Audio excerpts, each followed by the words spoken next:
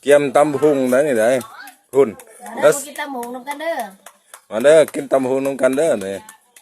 มันตำมันแซ่บได้มื้อน่ะง่ายกันกิน เสร็จแล้วว่า อันเด้อใส่ซอยกับเส้นบางใหญ่คุณ มือกุ๊กคนใหม่ครับ คุณในข้อกับเส้นบางใหญ่ในแขนกับผู้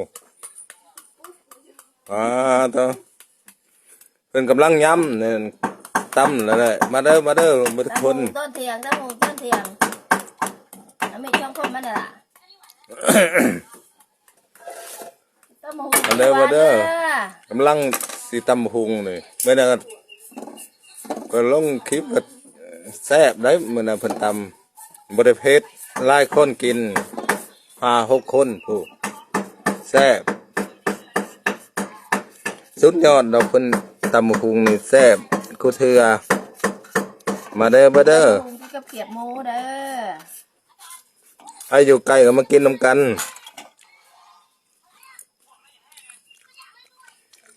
มารักแค้นกันเห็นบางใหญ่บางแน่นี่แต่คอค้ำอีก งานเด้อ ยังได้อยู่ในกาไม่เพิ่มบ่ให้ ให้ได้ฮะแต่ซื้อมาใหม่ๆนี่ มาเด้อเ